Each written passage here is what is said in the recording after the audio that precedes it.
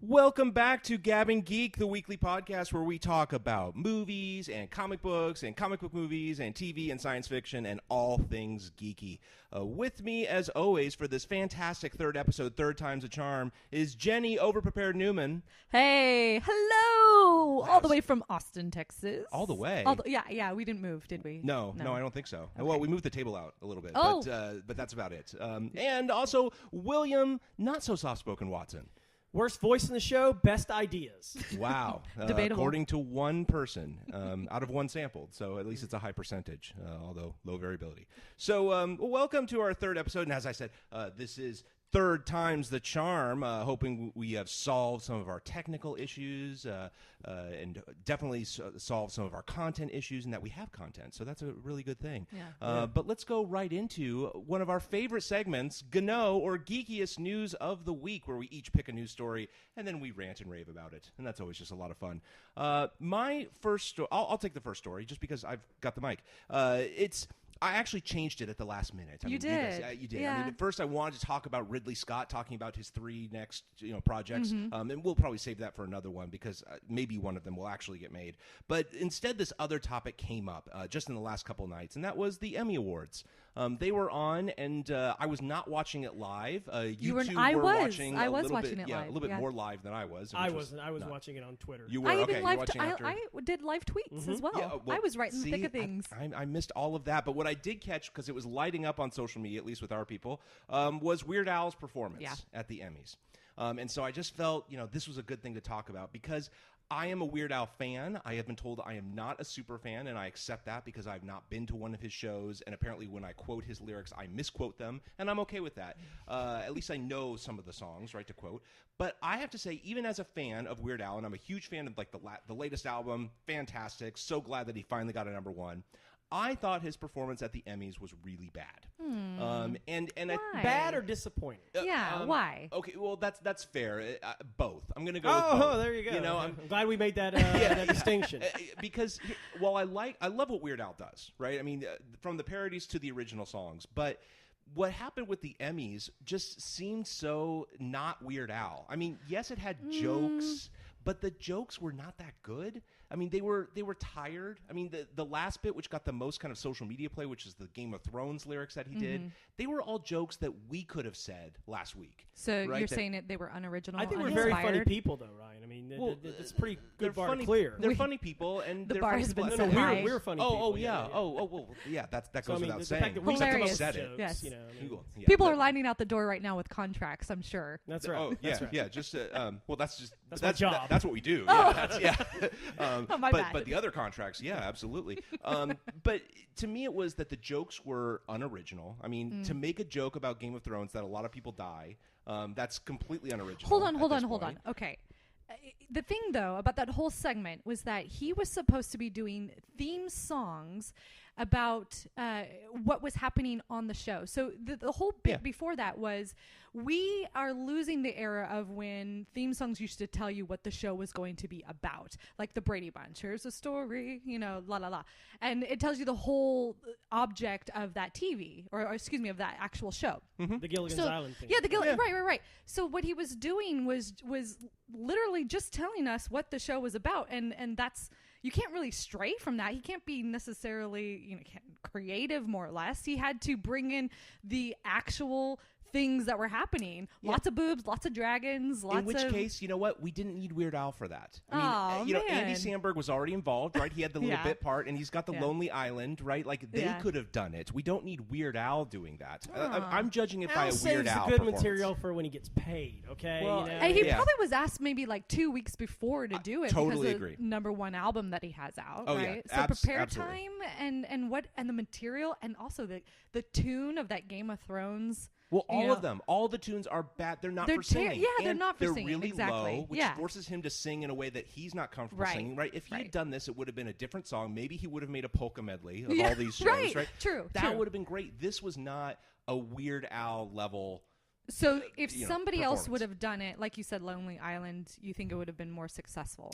Yeah, although even Lonely Island, I would have wanted them to do it more in the Lonely Island style, right, and do a little joke hip hop kind of stuff, as opposed to just trying to sing along to it. I think it was a poor bit. I felt it was just uncomfortable watching, especially because the album was so good. Yeah, and then coming off of this, and it's just, and people were, again, I guess I was one of the few people who didn't like it because everyone else seemed to think it was just absolutely brilliant. Oh, I loved it. Yeah, it's I loved nothing. it. It's not compared to the album. It wasn't. But it wasn't good. like it wasn't like Weird Al came out and said, "Hey, by the way, I'm going to be doing this at the Emmys. It's something I've been working on for a while, and it's going to be a smash hit. It's going to be great." That's true. It was a surprise, right, to all of us. Right. And I think using the source material, you had Mad Men, Scandal, Yeah. Game of Thrones. What else was part of that? I forget. I think there was like one more. But how do you sing to some of these tunes, and how do you make up like funny material for it? But it's also Weird Al, and Weird Al can say no. He doesn't have to do it. Isn't that what's cool about is Weird Al's been around since the early '80s. I mean, another one rides Longer. That even, but like maybe after the Dr. Demento show when he first got his big hit was Another One Rides the Bus, and then Eat It was probably the one that kind of he rode that MTV. Jenny, do you have a list of thing. his songs? I should have researched that. I think he's as popular now. We own all of them. Does that count? Right? Yeah, we own all his albums. Nice. Okay, yeah. And he had his first number one hit recently. There was a great article in the New York Times about that because I did my research. Actually, I just read it in the New York Times. You guys are making me out to be the research You're just queen. making that up. Actually, there was no article. I actually forwarded you the article, and we commiserated about how good it was. Liar. He got to number one for the first time, because it takes a lot less records to get to number one now than it did in the 80s, 90s, and before. And he really it's easier? Yeah, because it takes. Well, it's not easier. It's harder because records, nobody buys them. They pirate them, But so it's a lower number to get there. And in order for him to get there, he really used some good social media tactics and kind of the goodwill of his name. I mean, I'll give him a pass on this, Ryan, because I'm not a super fan either, but I like him. I like him as a person as well as what he does. He seems to be a genuinely good to his fans, just a really good guy. And I love the fact that, here 30-something years into his career, they're bringing him in as kind of the surprise hot thing at the Emmys because, he is kind of becoming a little more of an icon. He's having a late career push, through a lift when he should be kind of declining, when what he does is kind of probably, being challenged by guys like Andy Samberg and all those guys. That, I mean, he is kind of becoming the... Well, he's in a niche. I mean, there's only a few of those people there, right? Yeah. So who else could have done it? We already said the Lonely Island. It's Weird Al, Lonely Island, and... I mean, even Seth Meyers could have done it, right? I mean, to me, it was more of Billy just Crystal. You wanted Billy Crystal to come out and tap yeah, dance. but he was doing serious that night, that's right? You're right. He was in serious mode, so and that's okay too. But to me, it was just more of a straight comedy bit. It wasn't as much Weird Al, and I'm a fan of his as well. Again, like I said, not super fan. I'm not like I have a friend Thomas George. He's a huge super fan. He chastises me for getting one word wrong in a lyric if I ever say it, right? And he's been to shows, and I want to go to a show the next time, right? I've heard how amazing they are, but to me, I just it's not like I'm concerned about it. It just didn't rise to that level where I thought that's awesome, right? That is Weird Al. That's exactly representative. If someone was not exposed to Weird Al before, then just seeing that Emmy performance, I don't think did much for him. Oh, really? Yeah. I'd be interested. You know what? That would be interesting to hear from people, out in the interwebs, more or less. If you've never seen Weird Al before, but you happen to watch him on the Emmy, what are your thoughts? Yeah. Oh, that would be interesting. He didn't rise to the occasion like, say, Mr. Bean did at the opening ceremonies of the London Olympics. Mr. Bean? Mr. Bean. I can't tell if this is a joke or if you're serious. No. There was a great bit he did in the opening of the London Olympics, and that was the first time a lot of people had ever seen any Mr. Bean comedy, and it was the Chariots of Fire during the Chariots of Fire theme. And I mean, Al had the opportunity, he had the platform, and you're saying he just didn't hit it, right? I don't think so. But it's okay. I will forgive him because no matter how good he does, how much success he has, he will never. He peaked in 1988 when he put forth one of the greatest films of all time, UHF. That is a classic. It's second only to Clue. It's second only to Clue. Oh my! So that makes it number one. Ryan is stewing. Yeah, Ryan is stewing over here. Clue. Have we talked about Clue yet? We haven't. No. Clue, That's going to come up at some point. I think it just because did actually. Wait, what are we talking about? At some point, Clue. we know it's a problem. My not a guilty pleasure because I feel no guilt. I don't feel any guilt for Clue either. Me and my brothers used to watch that Very growing up. Film. Oh, absolutely. And I mean, Tim Curry, which is hilarious, really, in anything he does. We can just turn this around on you, Ryan, if you'd like. We just make it a whole Clue hour. Yeah, I will so edit this out just straight on. Well, then let me just give you a mwah mwah. We'll table That's the funny. Clue discussion for another time. Another day. Let me just end on the Weird Al note by saying no matter what Weird Al, I mean, I want him to keep on making stuff. And to me, the funniest part is not only that Weird Al has this new album, but it's also when my 4-year-old sings all the words to Foil. You're kidding. Oh no, he loves it. Oh, that is awesome. Even the backup, it's hysterical. We need a recording of that. Yeah, he won't do it. As soon as you start recording, he immediately clams up. But it is a great thing. And, I just want Weird Al to do more. I just wanted that to be better. So that was mine. But, right. Jenny, what's your GNOW? Oh, man. Okay. So if you've been living under a rock, then maybe you haven't heard about this. But if not, and you've been kind of scouring the internet, there was a whole Spider-Woman variant cover debacle that's happening right now. And I wanted to bring it up because I'm really passionate about where women in comics are going, whether they're being represented in a very positive way or a positive light, or if we are trying to do something different with them, like sexualizing them and making them more of an object than they really should be. So here's kind of the backstory to it.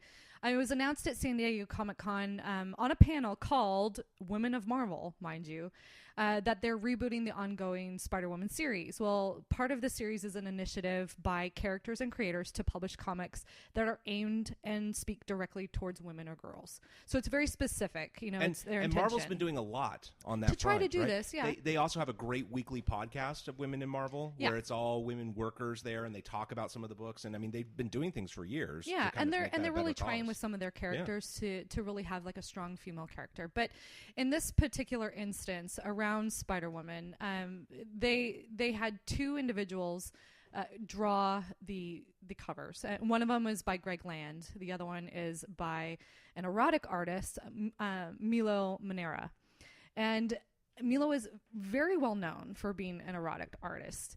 And this is where I have a problem, is that ultimately Marvel greenlit and said it was okay for an erotic artist to come in and draw a cover that is aimed at women, right? And a story that's more or less aimed at women to, they said that was okay. That this type of cover, more or less, which is her, and I'll describe it, it's her on the side of a building, and if you haven't seen it, she's kind of crawling over this building, and her hiney is way up in the air with these butt cheeks that are more or less spread wide eagle for the world to see. You make it sound very unsexy. Yeah, well, I'm trying to. Yeah. I'm trying to, because it's kind of horrific from a female standpoint. You don't want to see this, and so the internet erupts with a frenzy. There's really a wide variety of comments that are out there. People that are truly in support of it, like leave Milo alone, and this is the way that comics have always been, and how dare you try to change the boys' game. And then there's people like me that are kind of disgusted at saying this doesn't help you sell comics to me. This doesn't help me get interested into the story at all. So why would you ever do anything like this? And then there was a great article on the Mary Sue, and I want to quote it because they specifically started to dive into what about the minority readers? So people like women, people of different race or colors, do they actually have a voice in comics, or are we just kind of banging on the door like an annoying sister, saying let me in, but no one really cares. They just want us to shut up, right? So this is what they said on the Mary Sue. No, Anna, we don't want to build a snowman. No, Anna. You know who that is, William? I can't believe you guys are bringing that up. No. I'll freeze both of you with my icy Green sickles. Gables, something like that. I don't know. Yeah, that's exactly it. And of Green Gables. All right, so that was literary. The listeners of our podcast have come to expect intelligence like that. I can't believe it. These poor guys. So this is from Adam Soros. He says, minority readers can only participate as an accepted part of the comic book community if they don't object to cultural status quo, if they understand how things work in comics, and as long as they don't rock the boat. Ooh, you know, that's always popular with people. Right. So, but that's what he's saying, that basically the comic world is saying. So don't rock the boat. Come and join the boys club, more or less. We but want don't your complain money. about We don't want your opinions. Right. And I think as a female in the comic book community, I think I have the right to be heard as well. I don't think that I'm trying to necessarily change things. I'm just asking, hey, have an open mind. And by the way, I'm telling you, this doesn't help sell your books to me. No. This is not working for me. And I am one of your readers. So please help me out by changing the way that women are portrayed in comic books. Yeah. And you know, my husband and I have kind of debated this back and forth, which is, well, the guys are completely, I don't want to say they have been built in a way that is unrecognizable to real humans. More or less, their muscles are huge, they get big, broad chests, and they're inhuman, more or less. And so that's what we're doing with women. So they're making each sex a fantasy object, no matter how you look at it. But I think that overall, ultimately, the women are suffering more on that side because they're being put into situations as well that are unfavorable. Damsel in distress, you know, the whole fridge factor and the Bechdel test. You can add all of that in there, and it's just not a good thing. And so I was really kind of bummed out about the whole Spider-Woman. Yeah. Well, can we just say, I think we're all glad at least that it wasn't a holographic 3D cover. You know, I mean, it could have been worse. That's a good point. It still could be. It's not out till November. That's right. No. That's right. I probably just gave him an idea. I think that you're onto something there. That, I mean, I think there's always going to be beefcake and cheesecake, you know, marketing. I mean, you know, people are attracted to other people. I mean, you know. I think there's a market for that, right? Well, I mean, well, like a separate market. But here's what's so ridiculous about this one is, that's fine if you're going to consistently market just to the fanboys who want that. I mean, it's not fine, but I mean, that maybe it's smart.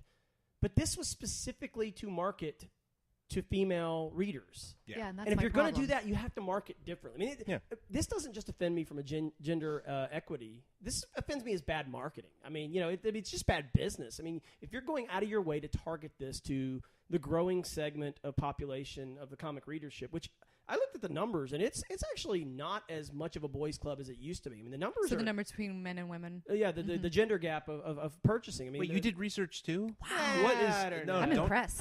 This is not spread. I was this reading the comment here. section of the message board of the article I was reading. And, okay, that's Watson research. The best I quote, will accept and that. I will give the best quote. You know, you talked about it. Yeah. It is Bring the invisible woman must be behind her because it looks like she's spreading those butt cheeks as far apart as they'll go without breaking you. Without breaking you, indeed. Oh, that's terrible. That's my quote of the week, Jenny. But the visual on that should say something. This is not something that you market to young girls. You just don't. Absolutely, and you know, or young boys. Well, true. I don't want the little ones. And here's the other thing: like this argument, though, that this is part of our history, or this is part of the comic history, or it's the comic market, right? I mean, I don't even care about the percentage of men versus women or age groups, but men, young teenagers are not buying comic books for these purposes, right? I mean, we live in an internet age. If they are looking for sexual material online or in print, they are not turning to Spider-Woman #1. Well, right? you would hope. No. I mean, that's 100%. true. Maybe not look, hope. There maybe is like 2 of them, and like this is their fetish, and this is exactly what they were hoping for. Right. You don't need to make a cover for those 2 guys. Yeah. Right. In fact, you shouldn't make a cover for those 2 guys. Yeah. It's not something that's needed in terms of the market, and you may absolutely be right in terms of the origin, like coming up in the 80s and 90s as the bodies in comics took on a more exaggerated form, right? And on both of they fantasize them. Yeah, and that may be how it happened, but that doesn't mean you keep doing it. Right. You need to change. Now, especially now, and especially Marvel, right? Marvel is printing money on the movie front. They right? are. They're good, and they're owned by that Disney fellow, Oh, right? yeah. Who has a lot of money as well. They don't need to be making money off of variant covers for Spider-Woman '1. Yep. Right? And don't you think that the people in Disney and the people who are making kind of the 4 quadrant, you know, they want all audiences in the movies because they want to make, you know, $750 million globally. I would be pretty unhappy that the brand is being kind of soiled. Yes, It's I soiled. would not be shocked if now there's some talks between Disney and Marvel as to how hands-off they've been, right, in terms of print. Yeah. I between would some of think these so, things, yeah. I mean, right? don't kill the golden goose. Right, but it's not like they were thinking about turning Spider-Woman into a Disney princess. But at the same time, so far in this conversation, it's all been about what Marvel has done and what Marvel, should be doing. I haven't seen any headlines saying Disney character is shown spreading her butt cheeks. Yeah, you're right. Right, because that would be huge for Disney. Right. I mean, that would be in a bad way. Silver lining for Disney is that's a Sony property. I don't care. That's a Sony movie property. Yeah, Spider-Woman Fall. Yeah, she's derivative. They're actually talking about developing. That's terrible. See, that's just that But whole universe. But current that Spider-Woman thing falls makes me under the pissed off. Avengers storyline, so that's why I'm wondering. I think the word spider, pretty much, if it's spider, I've heard rumors that that's one of the Sony spinoffs. I mean, totally speculation. Okay. I may have made it up myself. But bringing it back to the voice of the minority people. I mean, look what happened when they tried to change Fantastic Four. Right. Look what happened when they tried to. You mean for like the movie? For the movie, casting? right, Yeah. right. And also, what about Spider-Man with Miles Morales? Yeah. Right. What happened? I mean, people got upset because they were quote unquote changing the things that we love. As well as Miss Marvel. There was a huge uprise because they took the blonde bombshell and turned her into something completely different, a Muslim 14-year-old. Everyone hated that because, again, they were changing the stuff that we love. Why do you have to change the things that are already in place? And I think that we really, truly have to have an open mind that there are other demographics, other readers out there that are pining and asking for books and for material, more or less, that is also aimed at them, right? Yeah. No, we're in a great age for comics, right? I mean, it's never been more accessible. It's never been more available, thanks to like Comixology and digital sales, right? Yeah. And so many things. And in fact, we're going to be even doing a segment later talking about how to get into comics. But it's a great time for it. But so in some sense, I don't think we need to give them. I don't think we give Marvel a freebie on this one, and I think they're attaching as much fire as they should. Sure. But on the other hand, this is still new to them. Right? And you're saying they're trying to figure this out? I'm saying I'm not saying it's Let a them learn reason to from do it. it. But Let them yes, learn from it. But they are taking the steps necessary, and this was a step backwards. There is no doubt about it. And haven't you been excited about all the backlash? I mean, actually, I know you have because you text us every time, message us every time there's a new article. Yeah. But I do want to call out one thing about how geeky you are, Jenny. Oh no! That you open this segment, unless you're under a rock, you would have you know about this. This is an assumption. Yeah. So forget about You're the war right. in Iraq and That's Syria, the riots in St. Louis, the possibility of an impeachment of a president. No.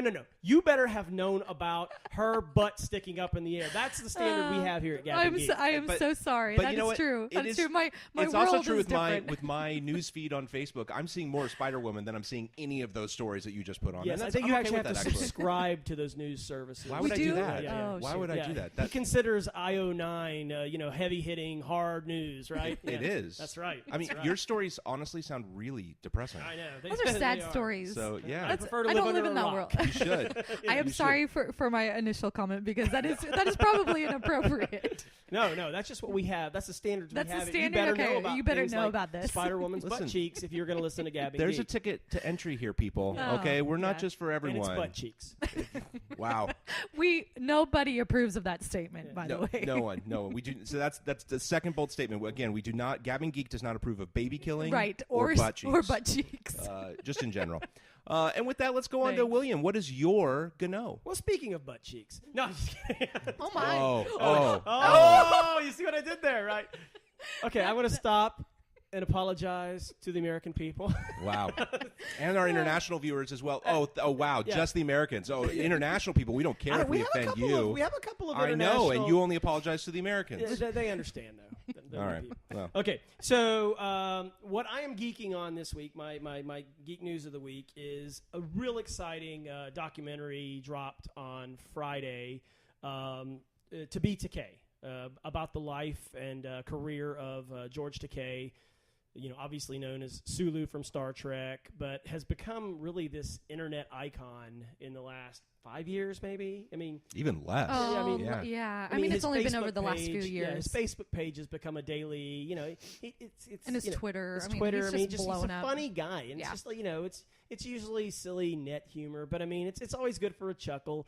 And he's become, you know, a complete wonderful advocate for gay and lesbian equality. Mm-hmm. You know, he came out of the closet, I think, about 5 years ago, but he's been. Was it only 5 years ago? More than that. More than that. Yeah, in the last decade, anyway. Right. Yeah. Oh, But wow. he's been with his 3-4. He's You're been with the same kidding. partner, Brad, for 25 years, and he kind of, you know, made the uncomfortable but sometimes necessary in that age decision to stay in the closet because, you know, his career could be impacted. Mm-hmm. And so the documentary, though, covers everything from the discrimination he felt as an Asian American. He actually went to an internment camp. You know, Did he really? Yeah, his family. Oh, did you watch this as well? So I this is did. news to me. So Yeah, I yeah, actually no. like. Okay, so yeah, I mean, he was, you know, when World War II broke out. I mean, he was very young, but I mean, clearly remembers, you know, being in the internment camp and having U.S.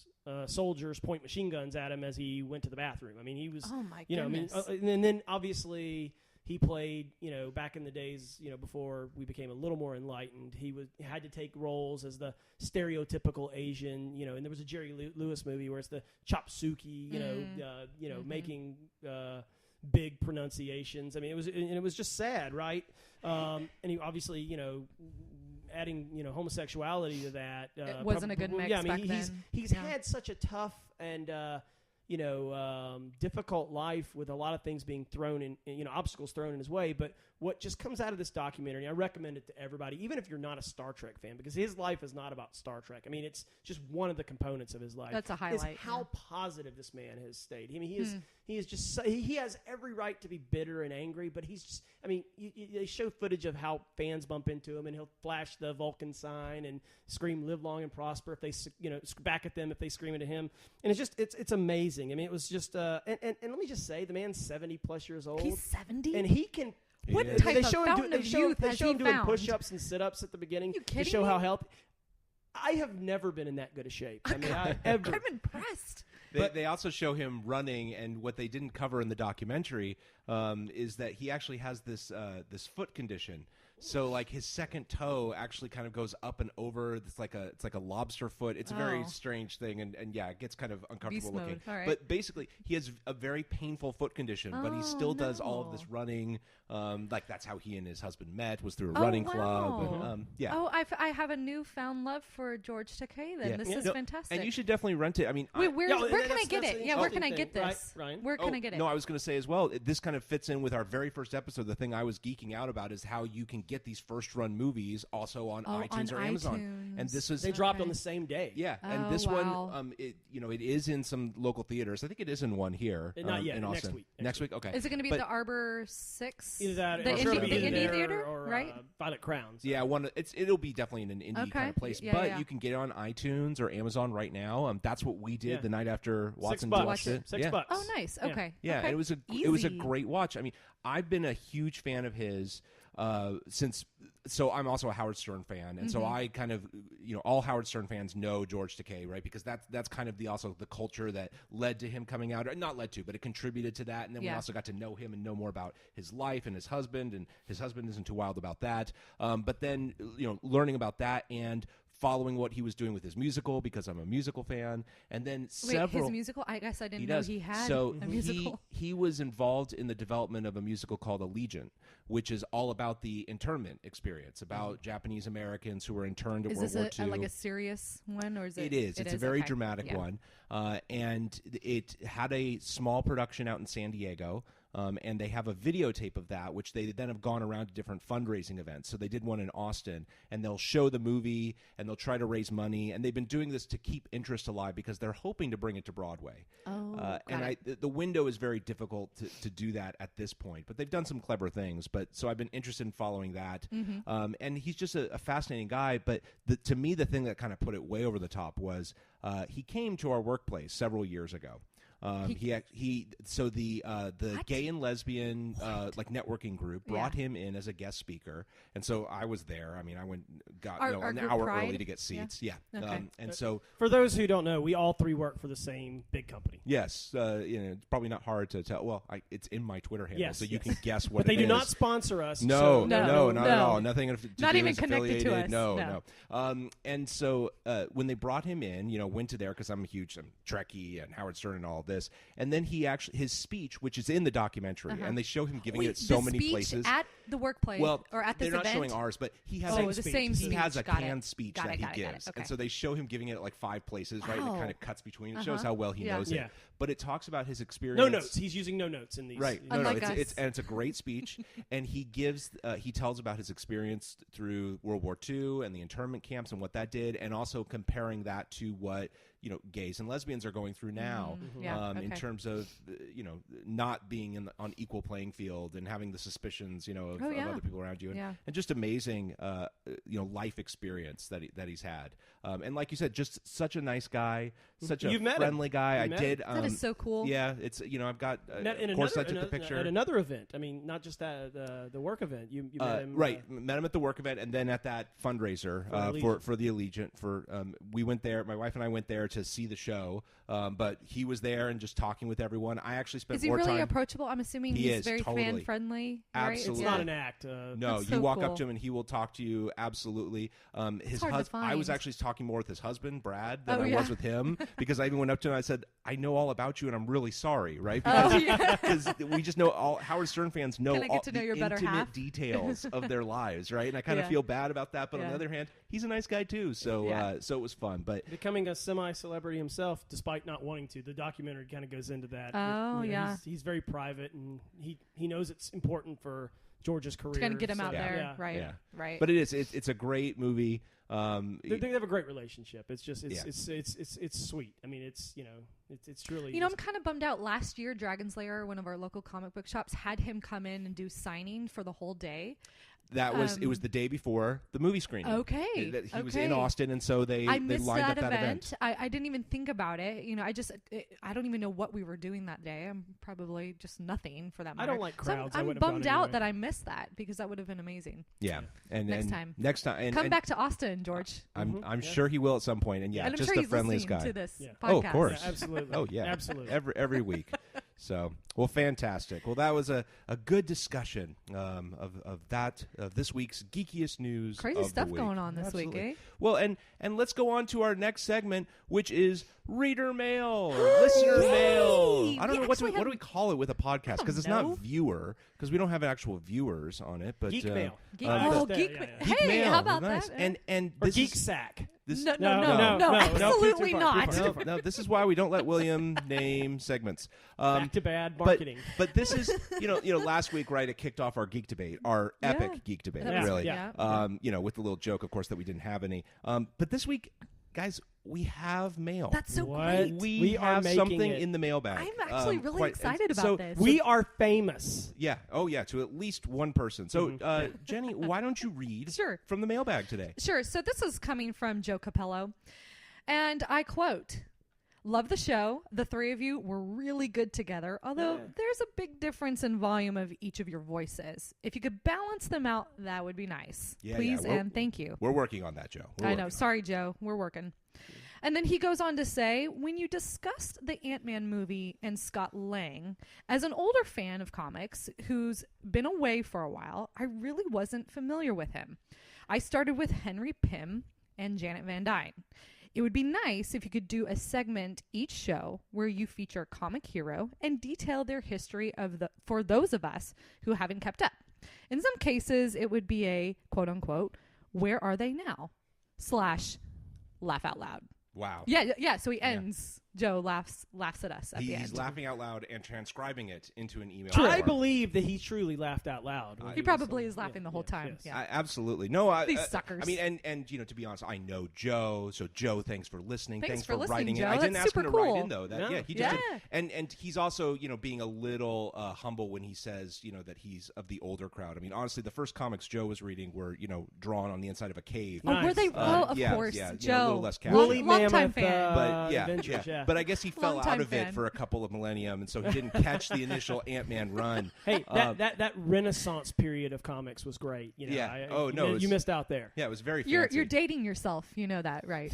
Well, that's pretty much my life. It was He's all been, right. he's no, been you were talking there. about something else. Oh, good. But actually, it's an interesting idea to talk about some of the origin stories, or to help bring up the Why younger not? geeks, or at least the newer geeks. We had that first conversation, the first episode about Jenny. You're newer to the comic Right. crowd, but actually, Joe, your email fits perfectly with the next segment that we actually did have planned, which we are calling "New to You," which is actually new to everyone.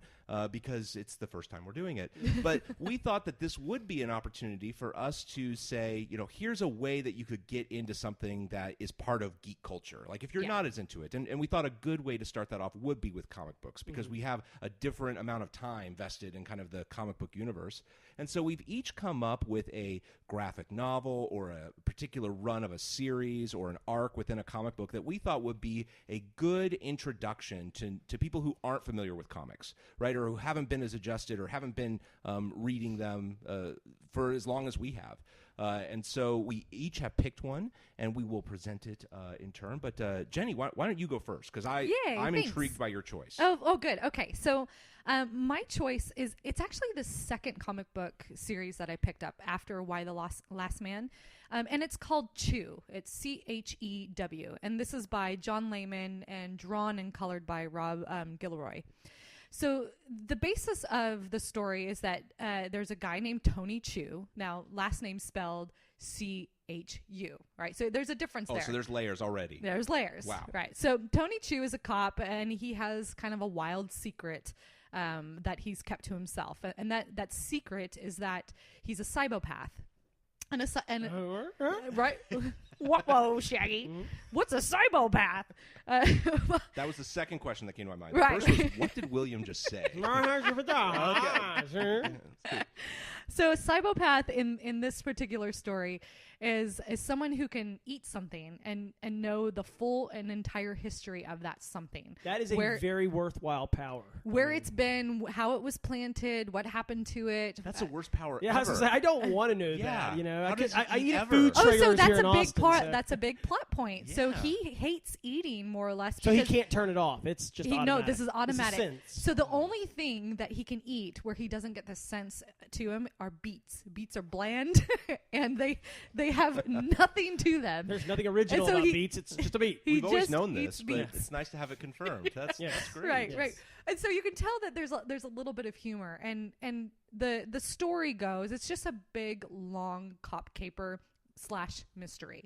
So if you're into those type of stories, I would definitely suggest it. But the thing about this is that they've got a lot of great characters. So he has a partner, he has bosses that he has to report to. This is a girlfriend. There's always a girlfriend. But here's kind of where it turns. So in this world of Chew, it's normal. It's supposed to be like modern day, more or less, but they have this secret superpower of him being a psychopath. And the big bad problem is that there was a chicken scare in the world, and basically they are looking at chicken as being poisonous, and somehow all of the chicken in the United States and all over the world has been tainted and poisoned, so people are no longer allowed to eat chicken. It's actually against the law. So the big the FBI doesn't necessarily, it exists, but it's not as powerful as the now FDA. So the FDA is the big bad when it comes to who's enforcing the law, who's going around trying to figure out what's happening. And it's all centered around this big chicken scare, right? So people are trying to find ways to create chicken tasting food. There's the black market with real chickens. Yeah, I thought chicken didn't taste like anything. Yeah, That's yeah, why it tastes that's like it. chicken. Oh, That's from the Matrix, right? lots of stories around how are they going around finding the people that are using real chickens, and what's the real issue with why the chicken was poisoned, right? Why can't we eat chicken anymore? So it's hilariously written. It's so well written. It's gotten many awards. It's gotten a Harvey Award, multiple Eisner. It was on the New York Times best-selling list. Yeah. And reasons for me, I love cop capers, and I really love that the characters that they have are very well developed. So when you get into the story, they're not blanket characters that are just kind of showing up. They each have a backstory, and they're there for a reason. And also the art and the coloring is fantastic. So if you're actually into looking at the visuals for another story, the combination of John and Rob, what they've done is that if you're Jenny's on first name basis with these people. Oh, right. Apparently. Yeah. My buddies. So me, John and Rob been hanging out. But if you actually go in and start looking at the art, there's stuff in the background that is telling you a completely different story. And if you're not looking at it like through a cop's eye in each scene, you're going to miss something. And so it's very, Telling very a story clever. on multiple levels. Yes, That's pretty cool. it's very clever, and it's hilarious. These guys are so funny. And so I would say that, and there's nothing like this out there. So it's a little weird because you do have him eating things that maybe we wouldn't normally, like body parts at times, to find out what happened to the victim. Yes. So I've learned something. I thought this was a zombie book. I've seen it on the cover. I think somebody gave me a copy of in Free Comic Day, in issue number 1. I never read it because I don't read singles. Oh, no. But I thought it was a zombie book. I Chew, I thought it was a zombie comedy. Do you think that's a good one? I mean, like, great story. Do you think if someone's going to read comics for the first time, do you think that's not too advanced for them? Or I don't is it think very so. approachable? I think because the writing is so well done, and it is really based off of more of a murder mystery / cop caper, that's an easy story to get into. Yeah. And the characters are very well done as well, meaning that there are a lot of depth. So you get to know them, and you know them intimately and personally. And so, with some of the characters, if you're going to jump into a book, you don't even know where they start and where they finish. Like, if you're going to start with any of the superhero ones that are out there, there's no, where do you start with Flash? Where do you start with Superman? There's been so many different renditions. Self-contained is definitely the way to go. For so Why for the this, Last Man when you I mean, that was a brand new story. This is it's an original story. And so you start with book 1 and you get to know them from the beginning and their progression all the way through. There's no just jumping into it because there's 15 renditions of Chew out there. Yeah. So that's why I say start with this. And it's really based off of the writing. It's writing and characters. For people that want a funny, just great murder mystery story that will keep going and take you all the way through with a little bit of fantasy, because what's a psychopath, really, right? How many volumes? I mean, she's holding up volume 1 here for us to review. How many volumes are there now? Quite a few, right? I think at going 6. Yeah. I think we're at 6 now. Is each one like a new mystery, or is it an ongoing? It's an story? ongoing story. So there's some commitment to it. I don't know. Okay. When you say I'm interested. I'm interested in this. She's picked my interest. The FDA chicken story is the ongoing story. We haven't figured out what's happening. There's an overarching mythology with small stories told. Yes. To progress it. Okay, that's good. So there's a chicken road we have not crossed. Yeah.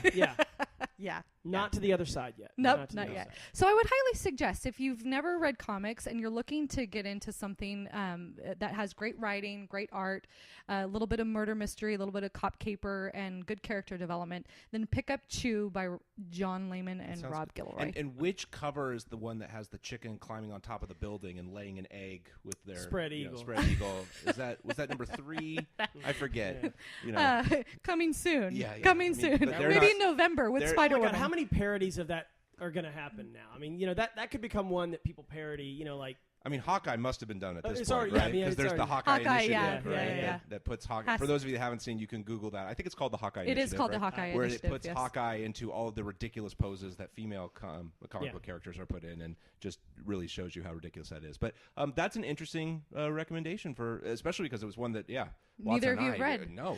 I actually went to the local bookstores to find that number 1 issue to give it to you, but they're no longer available. You can only buy the big ones. So you know what? if you want to take a look, you I don't can. read Dead Tree books anyway. So that's true. You're Comixology. I'm sure it's available on Comixology. It better be. If not, we'll make that happen. All right, Mr. Watson, what is your choice for a new to you comic? So I think that you're right that it's tricky to put somebody out there on comics that have been continuously told for since decades, the 50s? since the 50s, 60s, however long the character. I actually have an interesting exception because I think that he's about to say Aquaman. No. Aquaman is too good. You just pick up any spot and just start reading. We know you're a liar. You're fine. It's all self-contained, like a drop I don't know of that water. I've ever even read an Aquaman comic in my life. Oh my gosh. Blasphemy. Blasphemy. Maybe Peter David when he was writing. I don't remember. When he lost his hand. Peter David's a very famous comic writer. He's Of course. Okay, yeah. Come on now. You're going to lose your geek card for the day. Jenny, pull it. Can't say it. Can't say that. Okay, so I think that, if you want them to introduce, it depends on the type of reader, right? If you want to introduce them to comics as a representative sample of what's been going on for years, you got to go superhero, right? If it's somebody who's not that into superhero, you want to introduce them to the medium. I think something like Chew, Why the Last Man. But if you want, if we're going representative, it has to be superheroes, because what is that, like 85% of the market share of comic books at least? Right, so I went with a superhero story that's very approachable, that's really somewhat self-contained. I went with Daredevil Born Again, the famous run from the mid to late 80s, Frank Miller, where Daredevil is kind of later in his career and has been plaguing the Kingpin for many years, foiling his criminal operations. And Daredevil's girlfriend, who he's trusted with his secret identity, becomes a heroin junkie. And needing that last fix, she sells the last piece of valuable, the last value she has is the information. Is his identity. Is his secret identity. And it winds up in the Kingpin's hands because his tentacles are, stretched pretty wide. So in a slow multi-issue arc, Kingpin basically destroys the life of Matt Murdock. And pretty much, he becomes disbarred. His life falls apart. His power gets turned off, which is even worse than being disbarred, apparently. And it really sucks having the lights turn off when you're blind. That's true. Okay, yeah, that's true. Okay, you got me there. It really eliminates your company, your companion. Your companionship options are somewhat limited at that point, but.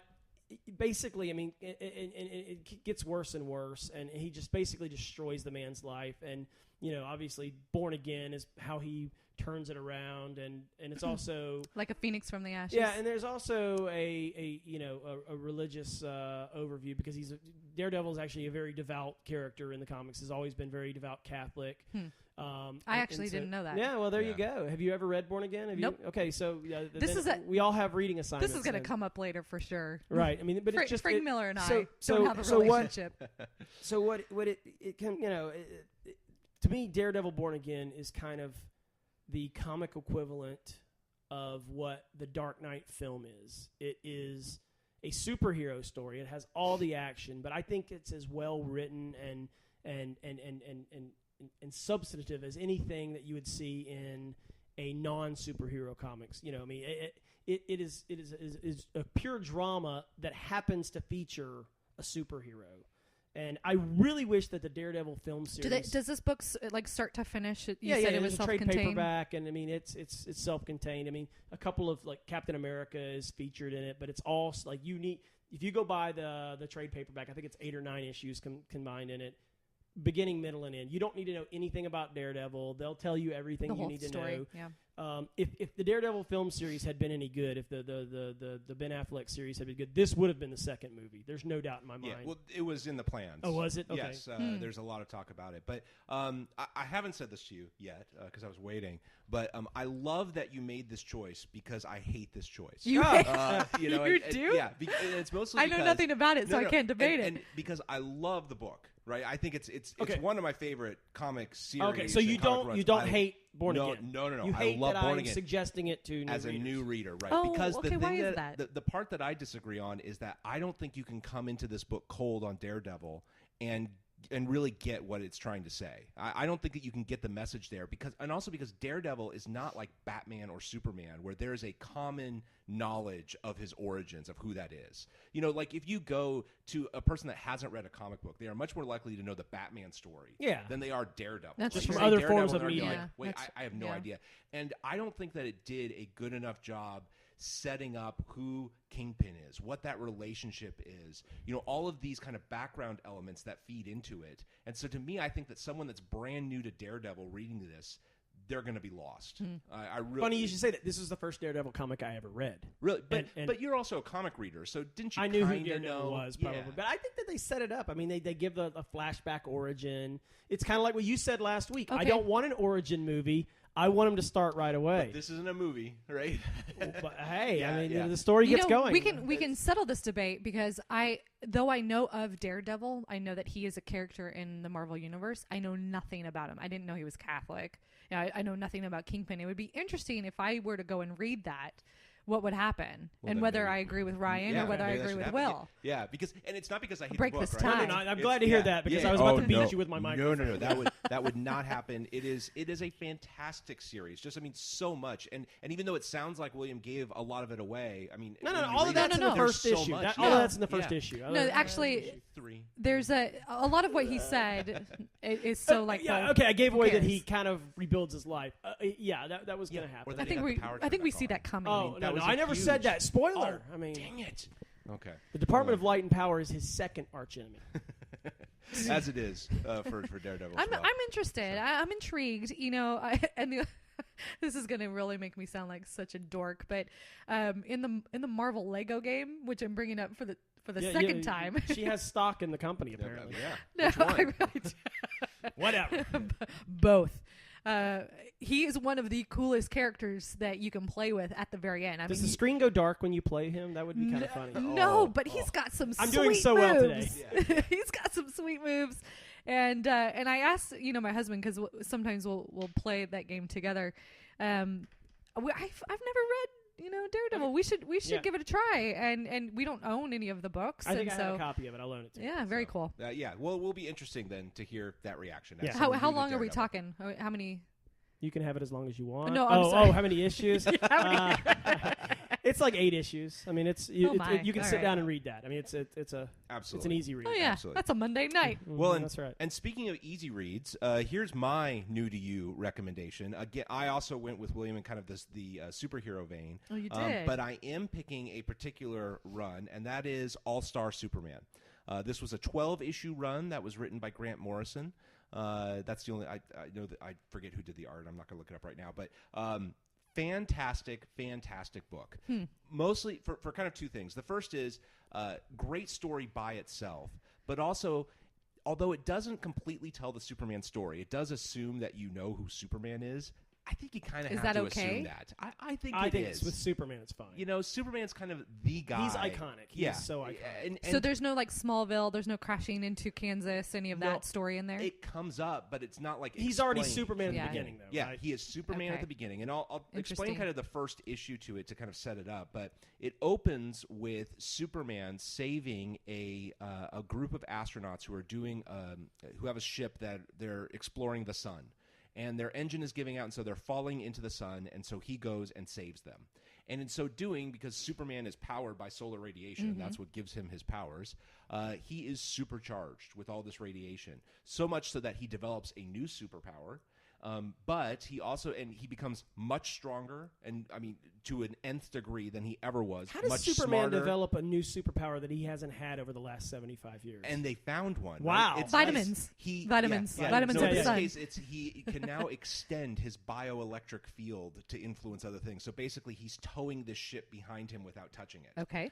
Which the power is used a couple other times, but mostly it's this notion of he's been supercharged, so he's much more intelligent. He's much more powerful, strength-wise, new power. And this radiation, which has supercharged him, is killing him. Oh, it is. And now he has 1 year to live. That's an impressive power. Gosh. Not as good as mental mastication. He's a psychopath. Yeah. So I mean, it's taking Superman and it's doing something This is sad. That actually makes me sad, Ryan. Well, there's so many other stories, right, where it's tough to make Superman an interesting character because unless you got kryptonite, Superman's making it through it. True. Right? Okay. It's kind of hard to come up with the I thought you were about to make tell it me hard. that he was resistant now to kryptonite. That would have been kind of cool. Actually, by issue 2, yes, green kryptonite no longer. Oh, wow. He is that powerful. Wow. Right? But still dying. He knows that he is dying. Brightest candle burns twice as fast, kind of thing. Well, I mean, and it's also him knowing this, and so what is he going to do? Right? He has a year left, and so what does he want to do for himself? What does he want to do for the world, the planet Earth? Yeah. What does he want to do for all these other kind of loose strings? And to me, it's reminiscent of that 2-issue series we talked about that Alan Moore wrote right back in the 80s. Whatever happened to the Man of Tomorrow? Yeah, telling kind of the history. Except that was very different, both in tone and also it was just 2 issues, so they had to kind of do it much faster. This one is a much more extended story, but still only 12 issues. And just like you were saying, how long is it? I mean, it is 12 issues. I reread it last night, because I was just like, wow, I remember some of these things. Let me just open it up, and I just read it straight through. And it's such a great read and a great story. They made a movie of it that I'm not a fan of. They made a movie I think I've seen this movie. Yes, there's an animated movie. Oh, an animated. Okay. Yeah.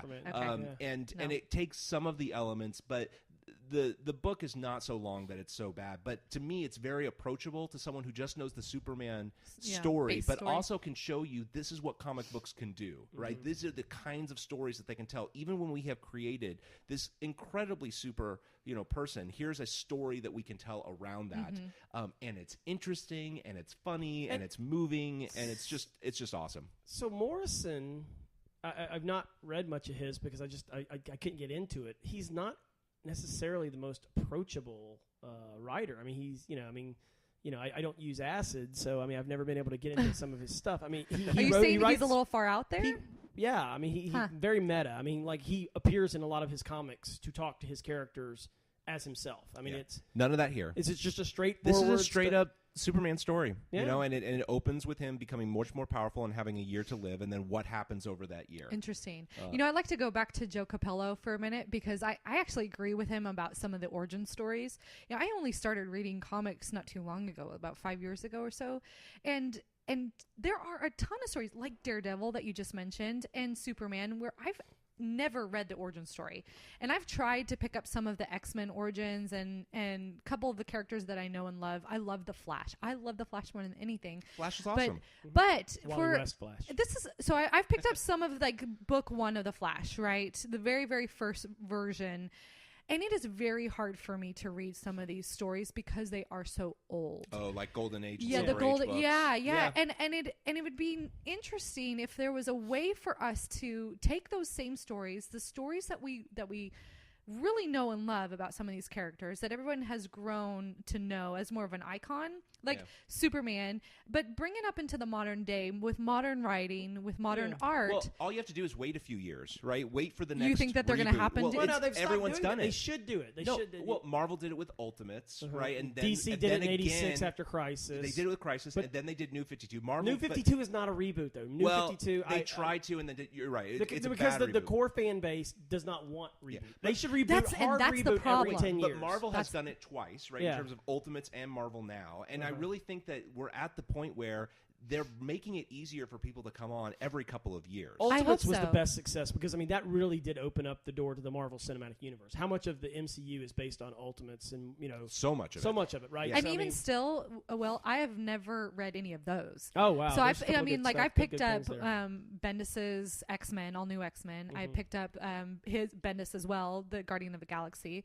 And those two are fantastic because, Guardian of the Galaxy, I actually had no background on. I knew nothing about them, but he did a fantastic job of starting at the beginning.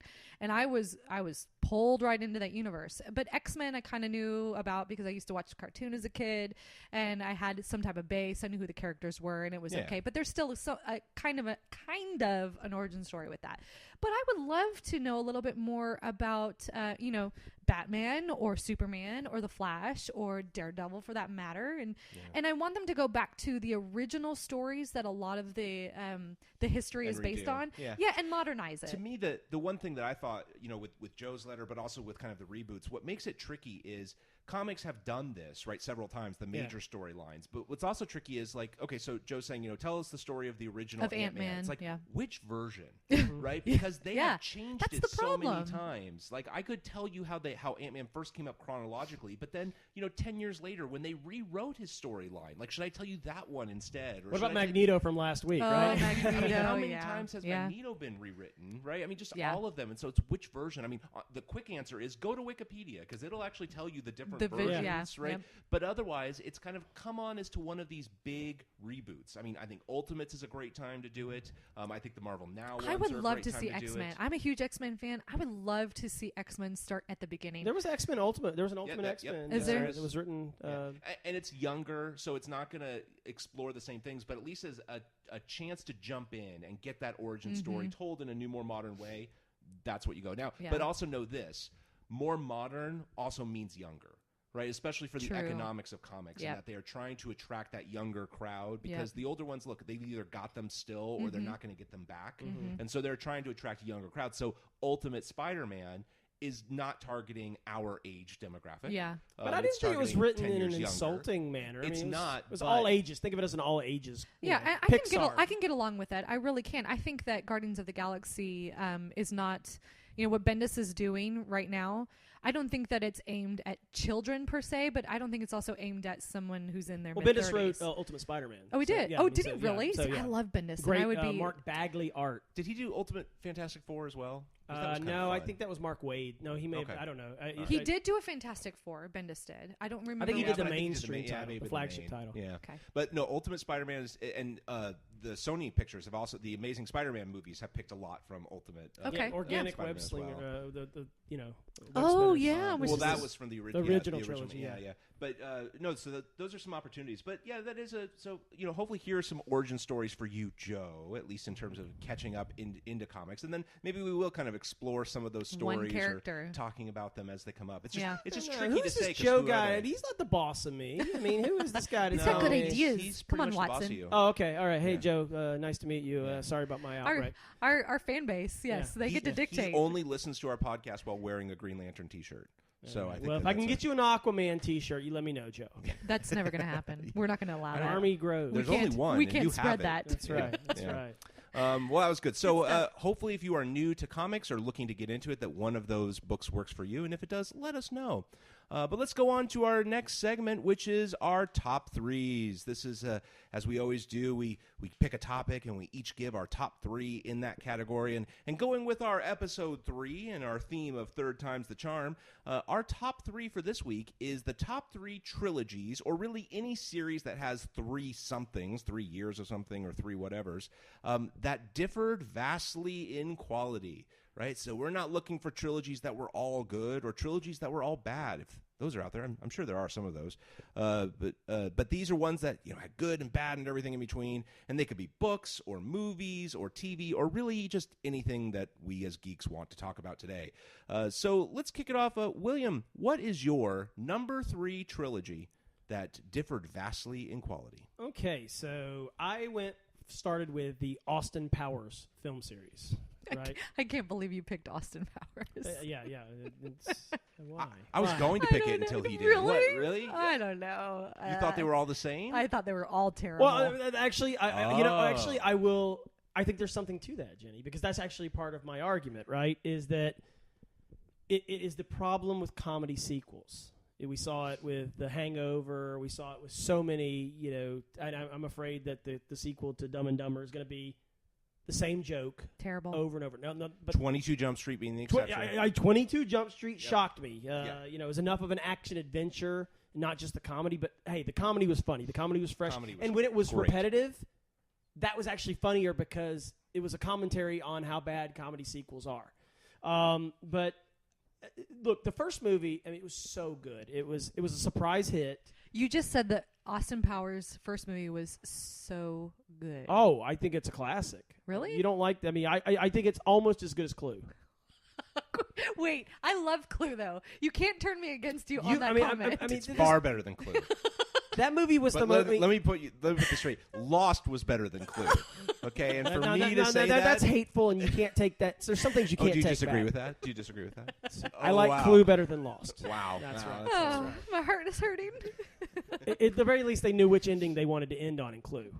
Oh, that's I think they had more endings than Lost. That's right. That's right. So the first one, I think it was so quotable. In fact, it was one of those movies that kind of became annoying because it was quoted by people so everywhere. much. But yeah. I mean, it was one of the last movies I think that video kind of saved. You know, that I think that day is kind of done where a movie can become a hit on video and generate a sequel, because I really think hard. The sales of videos and the rentals. It happened with Kick-Ass. That's pretty much the last. Kick-Ass time did okay. I it mean, it was okay. Did barely, decent. Yeah, barely, you're right. It but was a did surprise. really well on video. So, wow.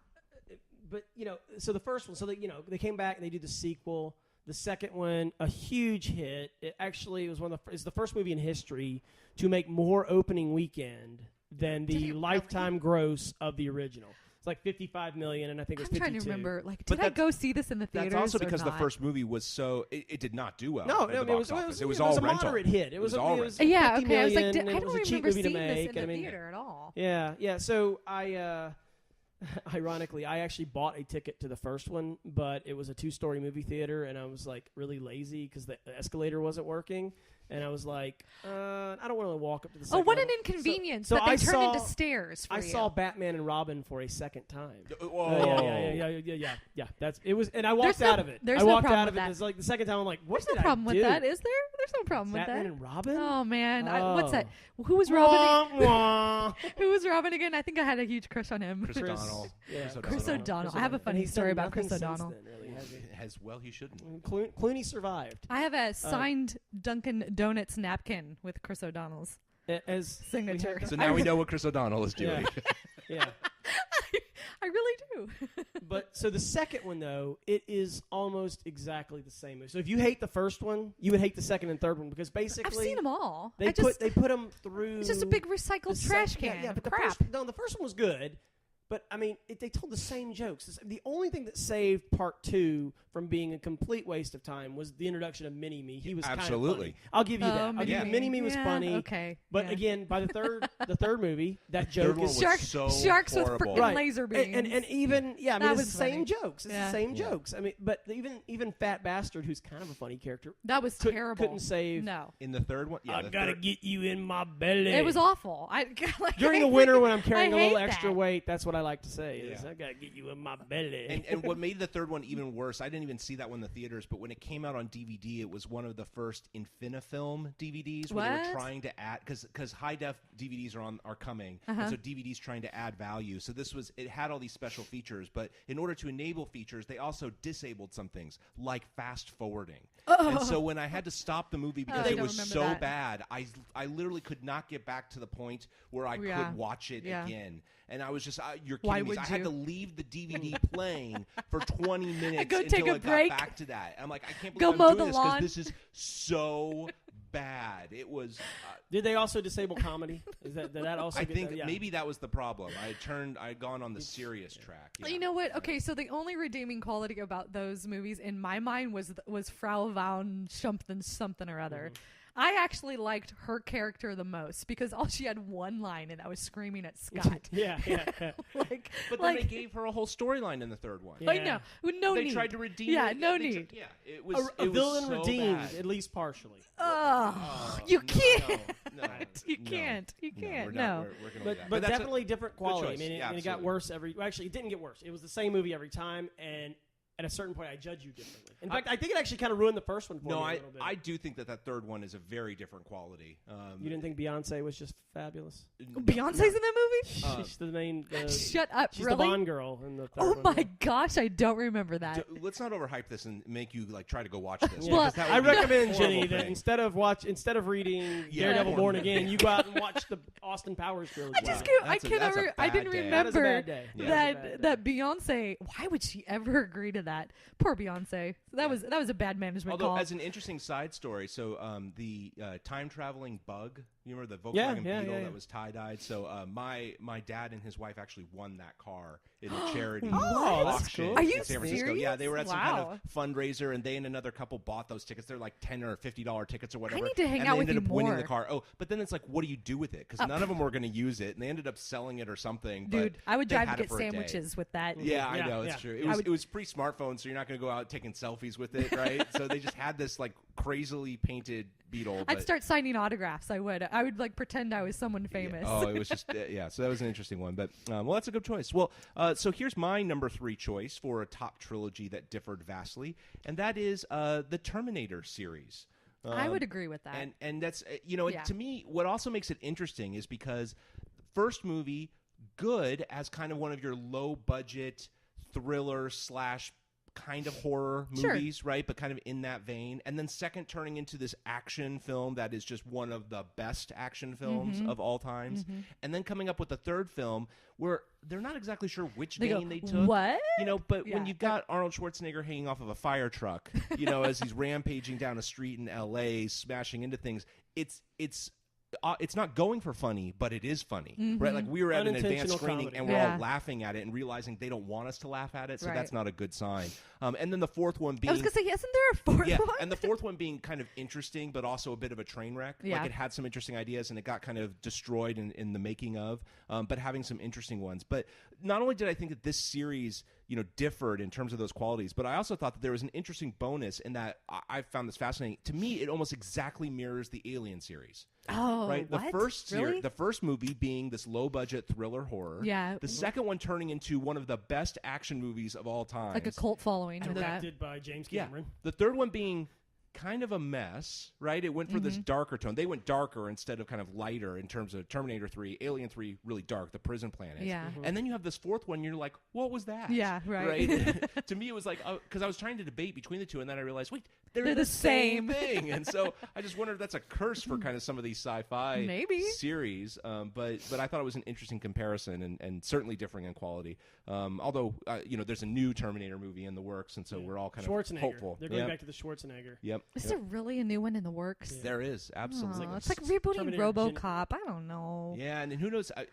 They're keeping it pretty well under wraps, right? Is it going to be reboot? Is it going to be continuing? Reboot with Schwarzenegger still, the 80-year-old Terminator, because that's who we make Terminators out of, is 80-year-old men. It's so easy to reboot that, too, because it's a time travel. It needs a true hard reboot, because the timeline has Yeah. gotten so screwy with it. But I'm just not a fan of the franchise. I'm not at all. I'm not a hater, right? So this is not me saying this is awful. Like you hate them. I think you had it right. The first one was a pretty typical low budget. I would have loved to have seen the original casting, O.J. Simpson. They thought he was too nice, and they pulled him out. What? Wait, what? No one would believe him as a violent as killer. a murderer. That was the line. That's the line.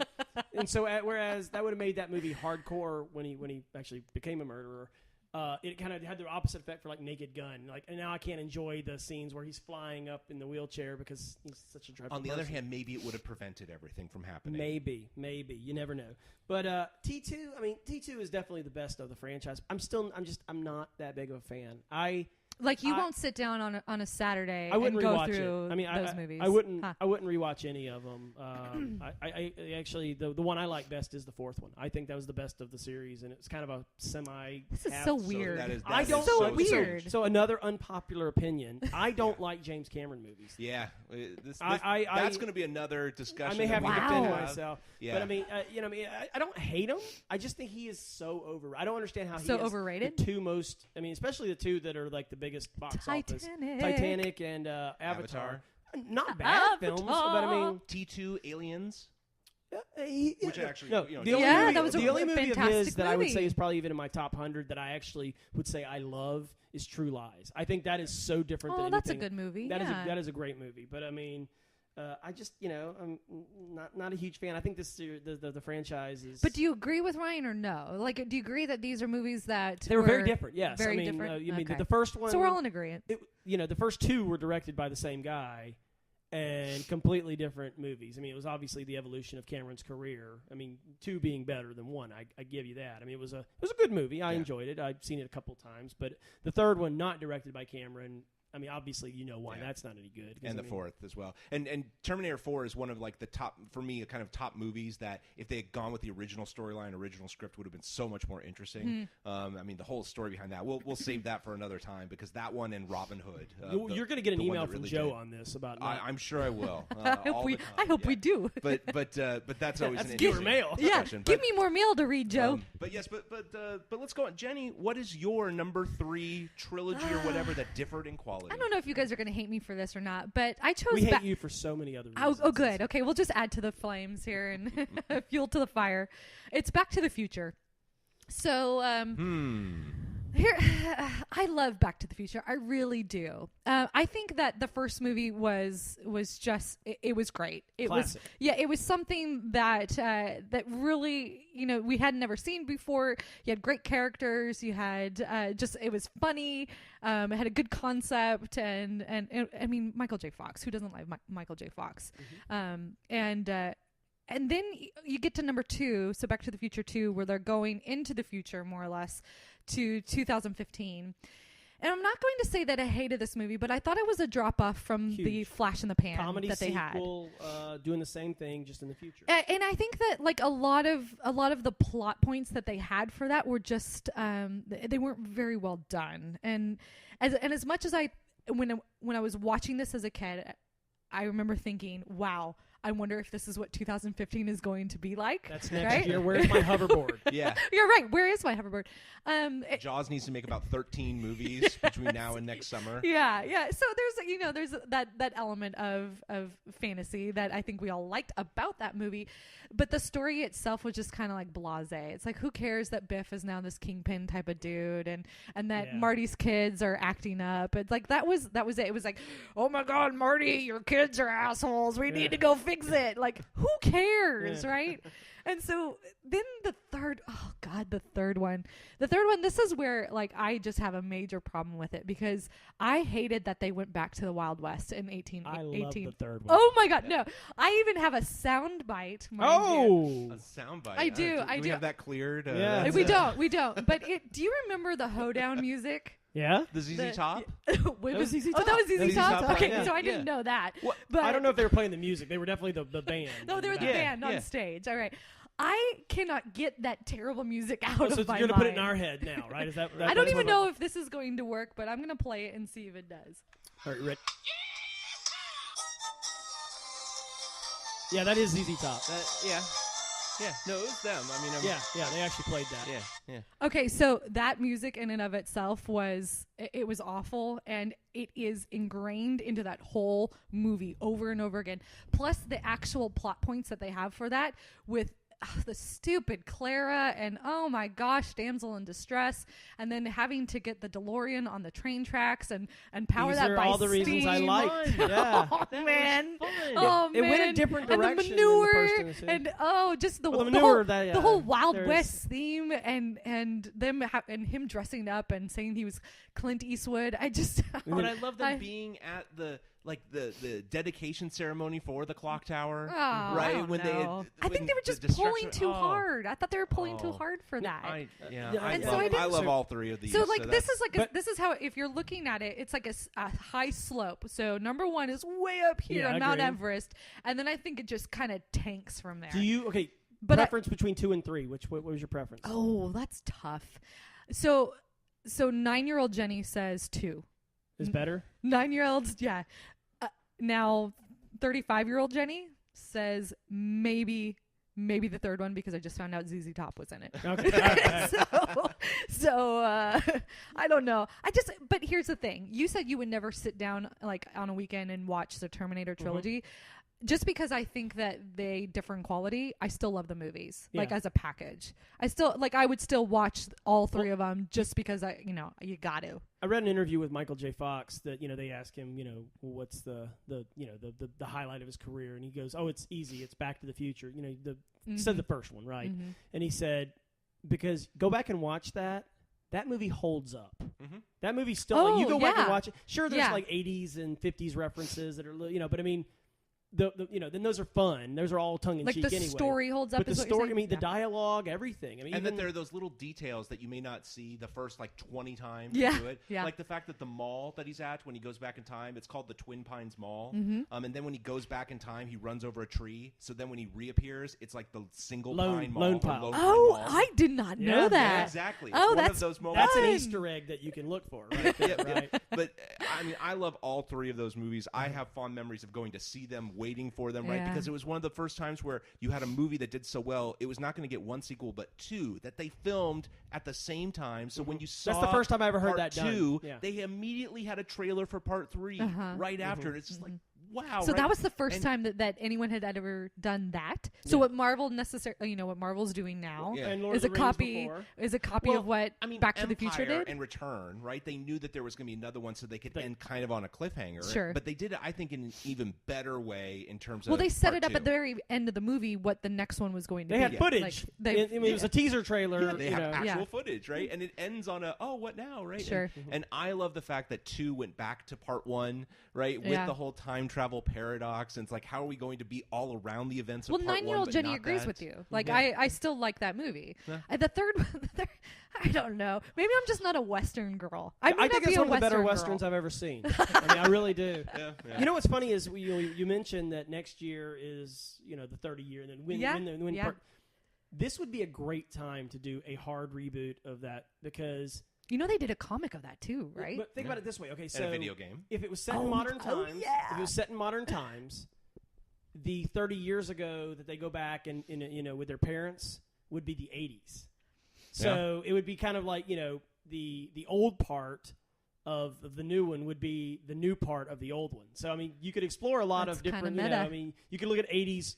They looked at 80s as the modern times then. Now you could look at it through the lens of that's nostalgia now. Wait, so it'd be kind of funny. Would Marty be a dad? Would Oh, Marty- you mean like continuing the story? Yeah, I would just Marty- do a Whole hard reboot. reboot. I don't okay. like continuation. Of I think Okay. the thing that's saving it from a hard reboot is exactly what Michael J. Fox said, that the original still holds up. when has that you know, ever so stopped much- Hollywood though? I Well, mean, no, but some of the other originals that they have rebooted, like they don't really hold up Yeah. over time. But Back to the Future, there's yeah, no I can watch reason to that. remake I can it watch that because again it's right now. Still good. Yeah, It's still that is fun. absolutely That's all right. Even if I disagree with them differing in quality, at least They we still think- different quality. just because the first one's so good, but the other ones I think are better than she. I agree, and yeah. But anyway, we at least got to talk about Back to the Future, and that's always a fun time. Well, Mr. Watson, what is your number 2 trilogy that has differed vastly in quality? Okay, so mine is the Nolan Dark Knight films. Yeah, you want to hit the wah-wah button on I that? do. Yeah. Wah, wah, wah. Bring it. He was expecting it. You've got to be joking me, Some Watson. people just want to see our segments burn. I just want to see the segment burn. What are you talking about? Absolutely. So, Differing As between a 9.5 and a 10 is not a huge they're difference. not that high for me. And I Christopher Nolan. I mean, they're not Wait, bad. They're not wait. bad. They're not bad. Hold They're on. not bad. Aren't you the same person that said that this is your favorite Yeah. movie series? Number 2 is the top. Number two, yeah, We've yeah. established that. Okay, It's yeah, your yeah. top movie of all time. Yeah, I mean, I've said before, and Christopher Nolan is my favorite director. He's never had a bad movie, so please don't take this Okay, as. so that's a 10. What's movie 1 and 3? So I think that those are both. So movie 1 and movie 3 are both mid-level good superhero movies. But on Mid-level. scale it for us Uh, so that Ryan and uh, I have an 8. idea. An 8? Yeah. 8 so, is mid-level? I think, You know this is a scale from 1 to 10, Well, right? I comic didn't ask movies for are good. 5 to 10. No, comic movies are good, but I mean, there's a huge gap between the quality of The Dark Knight, which is a perfect film, not a perfect comic book film, a perfect film, and Dark Knight Rises, which had some really good elements to it, but Bane was clunky. I couldn't understand him. You couldn't understand Bane. Wow. Wasn't that what I was saying earlier? I think that's a translation of what That I was was saying. amazing. Yeah, that was Jenny's Bane impersonation. It was very good. We don't need that ever Yeah, again. it also sounded like the Swedish Chef from the Muppets, but I mean, Never seen them in a room together. that's right. That's right. And the fact that we haven't tells you what you need to know about Bane. Bane. Anne Hathaway was fantastic as Catwoman, but the Oh, story just kind God. of. Okay, so you're going to defend how bad it is now? No, just the fact that you had that comment. Why was she so great, Watson? Well, she was fantastic. She was femme fatale. She was in charge. She was she always had like 5 one lines step ahead of and a kick-ass body, and that's about it. She did have a kick-ass body. Yeah, and that's why. And you I really like wanted to see her in a Catwoman. pose up on a rooftop. Yeah, exactly.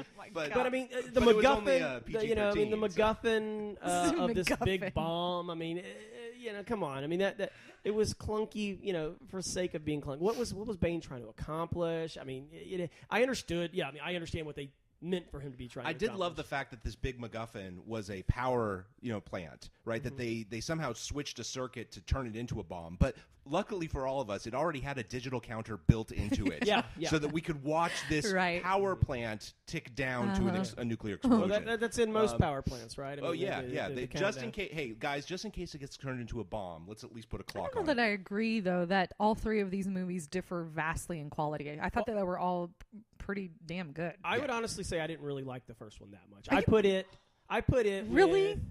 with But it kept with you going back to Thor. number 2. It was good enough for you to see number 2. Okay, so but you should mention that. So I was so unimpressed with number 1 that I probably was not going to see the second one in the theater. I told you I didn't see Spider-Man 2 in the theater, the original trilogy, because I didn't like the first one. I was probably going to catch this on DVD, or maybe if I just happened to go see it, But Dark Knight's opening was huge, right? No. People loved the first. Yeah, it got huge publicity. Actually, the first one was. I mean, so everybody talks about what a bomb Superman Returns was because it was not a good movie.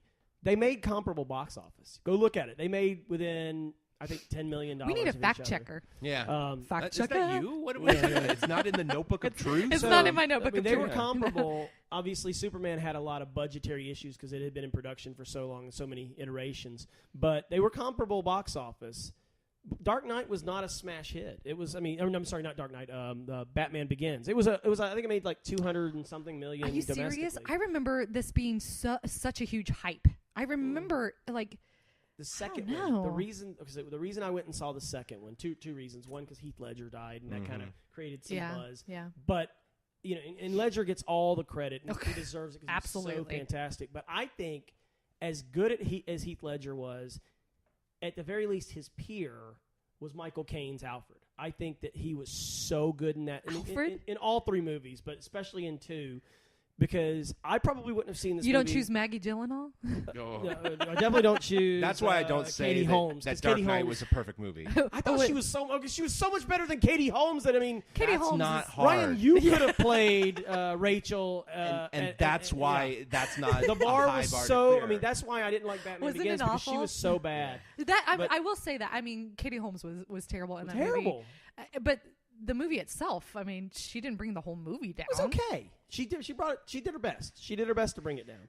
But the reason I really got hyped up to see Dark second Knight in the theaters opening day, left work at lunch and went and saw it during the day, was that Michael Caine monologue about some men just want to watch the world burn, and the preview that was just him doing the voiceover. just him doing the Yeah. voiceover, and then you hear Joker's laugh. I mean that scene is so good. I mean, like if I'm watching it and I can't sit down and watch a part of the movie because I'll keep watching the whole thing no matter how many times I've seen it. I will replay that one 2 or 3 times, because I mean to me that's exactly the movie right there, and it's exactly the tone and the theme. And none of that complexity, none of that depth was in either of the other 2 movies. Okay. All right. Okay. Well, I think we differ Agree on to that, disagree. But yeah, especially because I don't agree with that. the first movie, to me, almost anything in that first movie is forgiven for that moment. Yeah. Right. And it's the moment that everyone will remember from Batman Begins when he hauls that thug up and from the dockyard and screams at him in the rain and the dark with the voice. The first time that's Batman. We finally got Batman on a movie, and that's just the rest of the movie I could care less about. Although I like the rest of the movie. I mean, it had the guy from Taken. What's his name again? No, right? It Ra's had al Ghul? Liam. Anna. It had Liam. It's Come on. Anna. And that was so much fun. So, all right. Well, it's an interesting choice. All all right. So my number 2 choice for trilogy that has differed in quality is the Die Hard trilogy. And let's just pretend it stopped at 3. So, hold on. This is not a trilogy, Ryan. Through 2 entries, you've done exactly no trilogy. I said series of 3 plus. I said Oh, that's okay. because you couldn't. Yeah, but, that didn't say that in the original production notes we had. Yes, This it did. Watson and I are revolting. It's 3 against for this. 3. Oh It's my episode goodness. 3, and you've had no trilogies. Or a series of 3 or Semantics. more. All right, so let's only talk about the first 3, and I'm fine doing that. Oh, right? no, you Because don't get off even that in the easy. first 3, we had a huge differing in quality, right? Because first one, absolute classic, right? Even though it's got the technical goofs, I mean, it created a whole new genre, right? No need to reboot this one. That one Yeah, still holds up. we now have movies where it's Die Hard on a blank, right? Because and you can describe that because Die Hard just breathed new life into action films. It was fantastic. It's one of the classics. My husband's family watches this particular movie Every Christmas? Yes. Why? You should. And oh you my! should. This because to me is not one of the best Christmas movies ever, outside of Christmas Story. Yeah. So not a Christmas movie. Absolutely fantastic. So loving Die Hard 1. Die Hard 2, oh no. Die I don't Hard even in an remember Die airport Hard. Yeah, I at don't remember Dulles. number 2. Same movie. Yeah, Same movie. Worse. Worse. Yeah, Far, no. far Yeah, worse. yeah. Right? Because it doesn't have those same restrictions, and really it's just more of a typical action film, but it just wasn't fun. It wasn't funny, right? None of these things. I don't know if I've So- actually seen Yeah, number and 2. then Die Hard 3, which was a somewhat interesting story. Is that with but Samuel L. Jackson? Yes. Okay, yeah. And, Which was kind of the first role that he did after Pulp Fiction made him a bigger star. And originally it was written as a Lethal Weapon script, and then we they talked about decided that to last change week it about over. how you yeah. did their This was one of transfer. those completely not a Die Hard story, and they're just like, hey, let's make it a Die Hard story, right? Oh, my. Because there's nothing else that really ties it in except there's a theft and there's a cop, and it some happens to be- revenge. And some revenge. and their attempts to Bruce tie it all Willis. back together, and it just Was just Jeremy not fun. Irons the villain in that one, right? Yes. Yeah. What's Yes. Jeremy Irons? Yeah, Oh, he I is. like Simon Jeremy Owen. Irons. Yeah, I So- love Bruce Willis, by the way.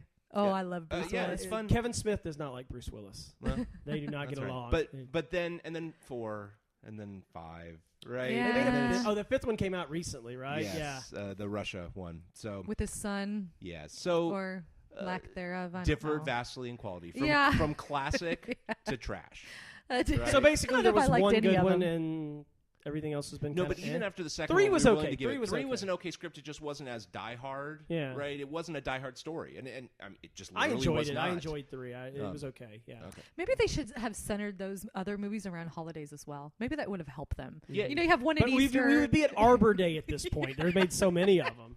I mean, one at Thanksgiving. honestly, they should have just Thanksgiving. kept it in a building, right? That's what made one so interesting. And like in the second one, he's in an airport and he's like, I can't believe this is happening to me again. What are you talking about? You're in an airport. Like nothing is like this except you're in a violent situation, but you're a cop. Yeah. So, I mean, okay, but this isn't happening again. If you go into a building and that happens again, that's I can't believe this. And then by the third, it's like, this is getting ridiculous, right? And it's even admitting how silly it is. But they were not going to do that. They tried to be serious, and That's a good Do one. you think the franchise is dead? The I hope the 5 so. bomb. I think Must have. 5 is Yeah. like It that's enough. must. I mean, 4 It's was like not Predator. huge. Like you've got to stop making these over time. You just got to stop. And like Die Hard, you Well, Predator, let you it could die. reboot that. I mean, that Predator. Actually, they're talking now about doing a Predator follow-up from the Schwarzenegger. Why? Because Schwarzenegger keeps going to the the well. Schwarzenegger Because one, it's not the because reboot one. Schwarzenegger isn't Right, the governor right, of yeah. California anymore, and he needs work. And he went through a very expensive divorce. You know.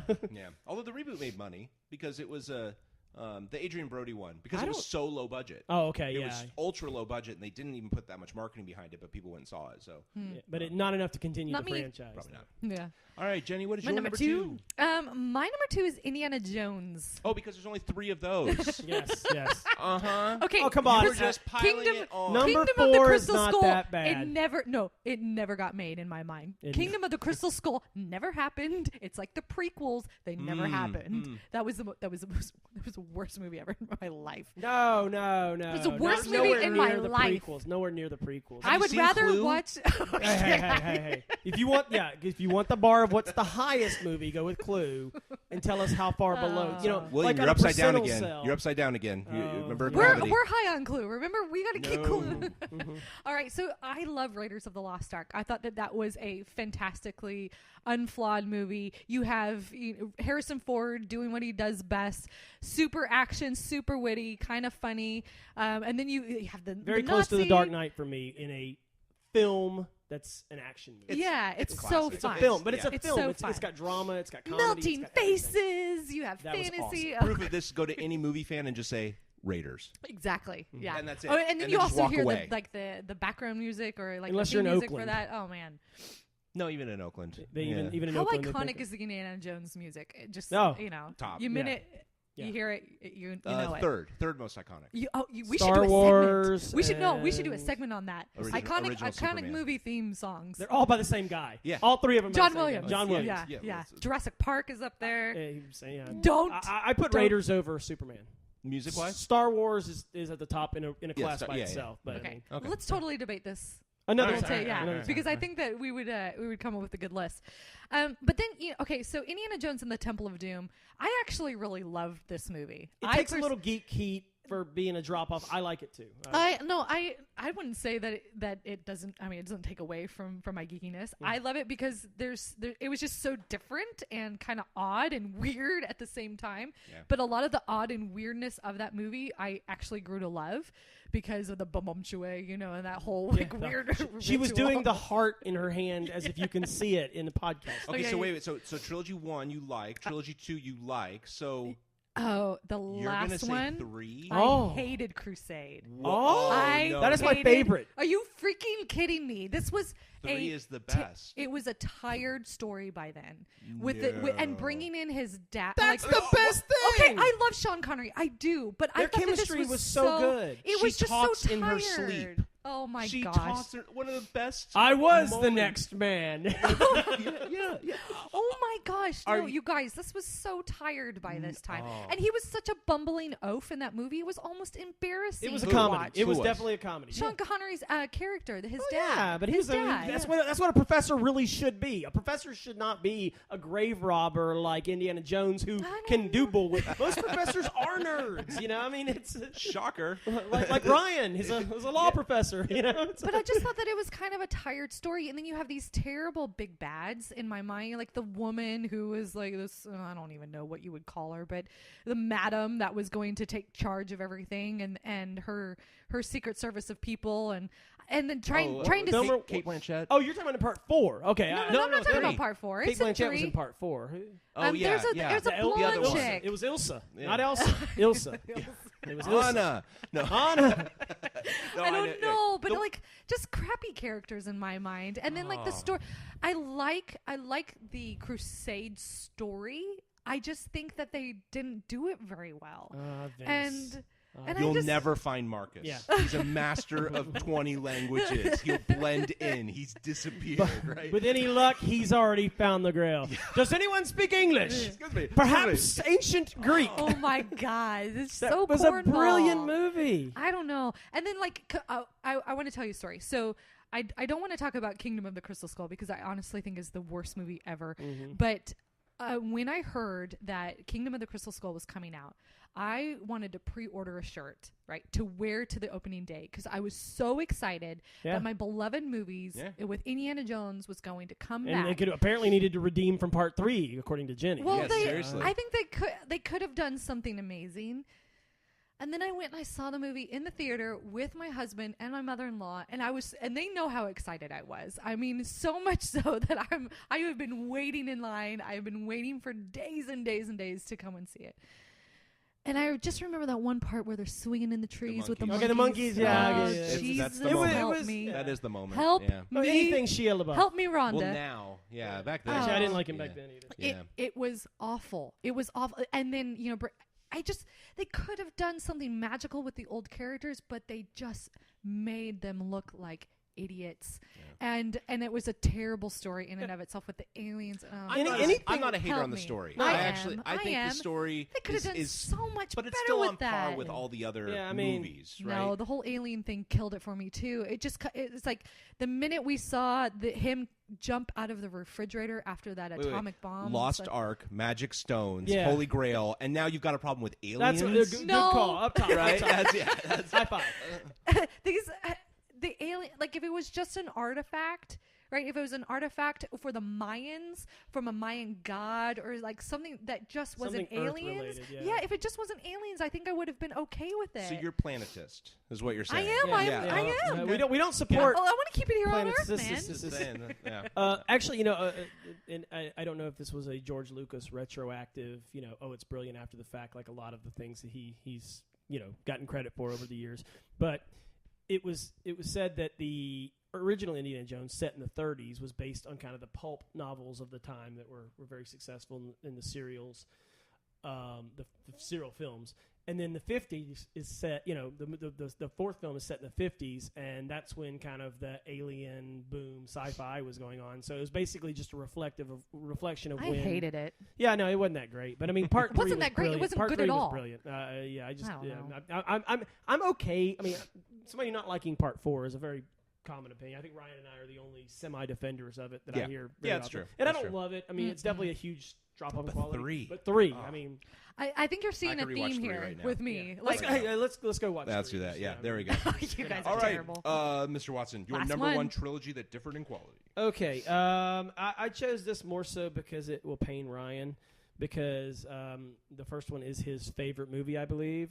Still favorite movie. Yes, it is. And then and I think it was very good. But the second and third ones are dreadful wastes of celluloid film. I speak, of course, of The Matrix.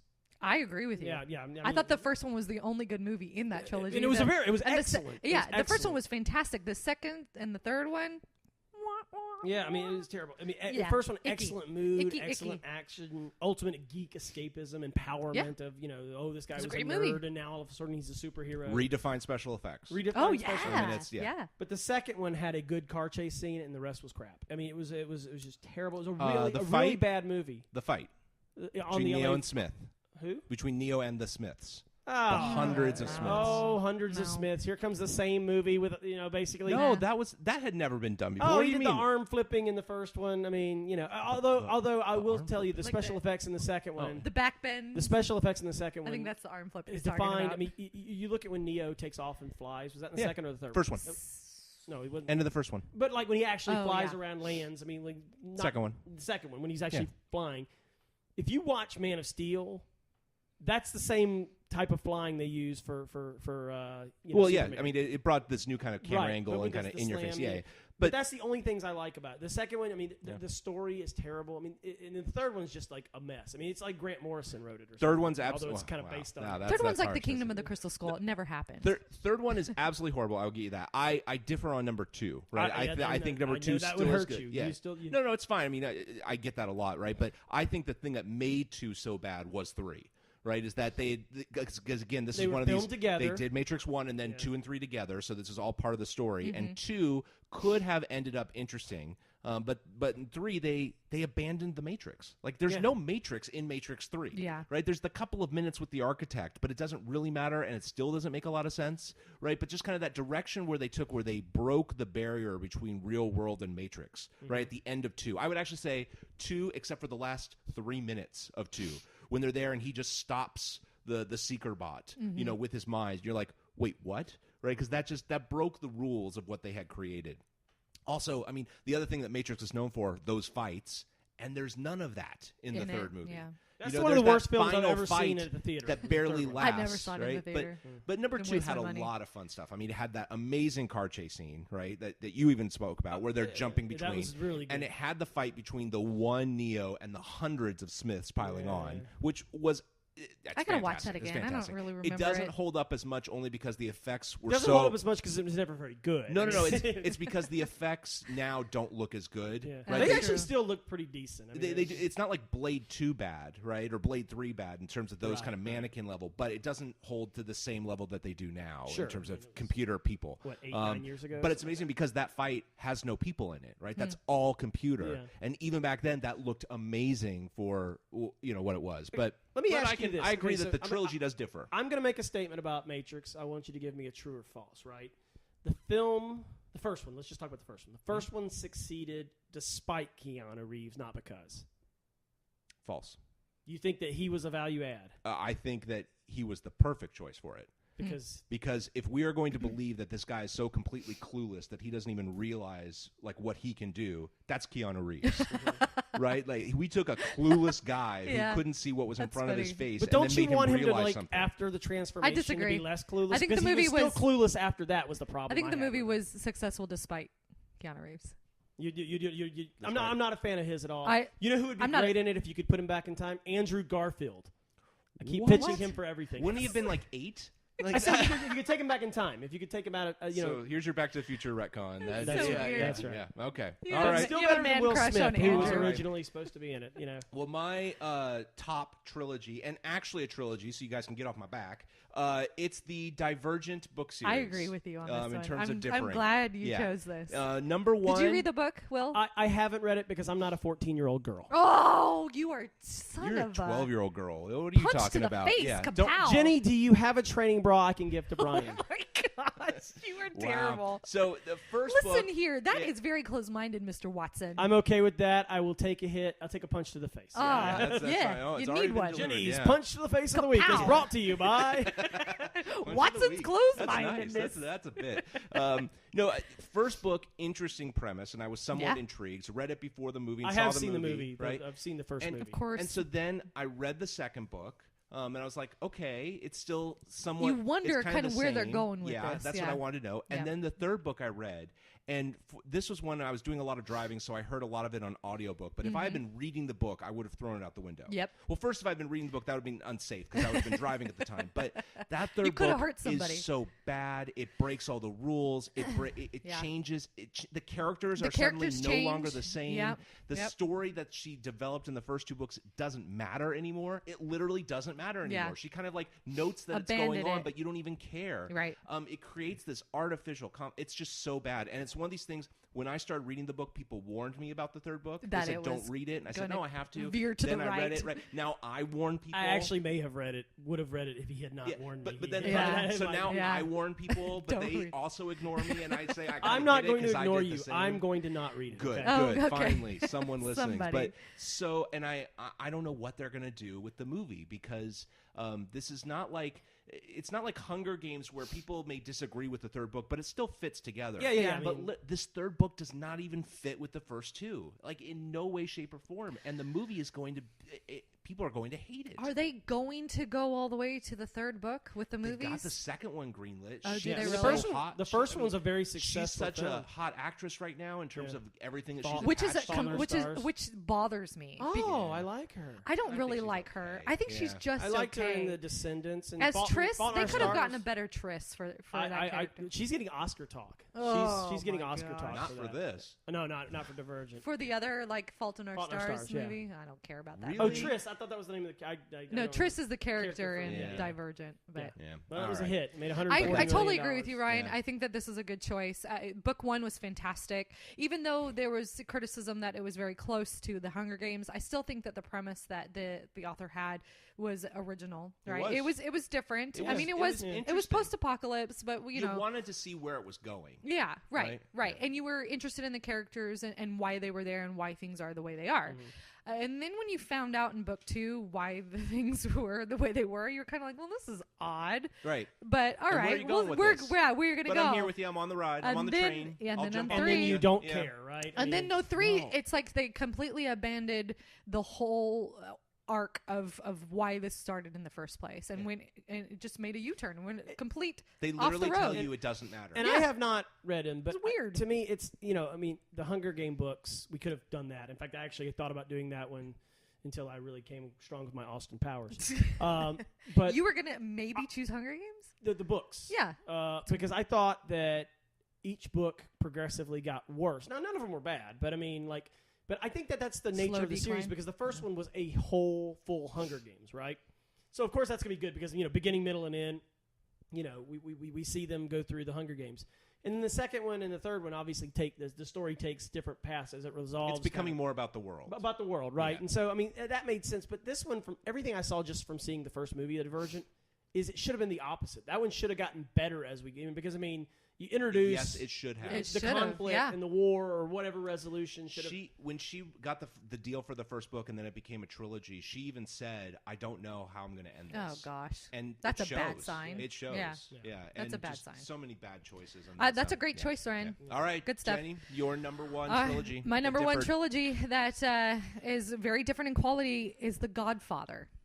So for what? No? Yes? No? No, I agree. I agree. Yeah. I agree. Yeah. But Okay. I'm going to go a different direction. Well, go ahead. So please, similar to the Matrix, it fell off at the third movie, is what you're saying. Yes. Yes. See what I did there? Yeah. No. I'm not going to agree about the Matrix, but I am agreeing with the theology behind that the third one is terrible. So, the first one, which centers around Don Vito Corleone back in 72, fantastic. Made in 72, sorry. And then the next one that focuses around his son, Michael Corleone, which was also made in 1974. So at least there's continuity in what they're trying to do with that story. And a very, very well done story with just those two. They probably should have just left it there. Oh, left absolutely. it alone. And or if they had done something maybe in 77.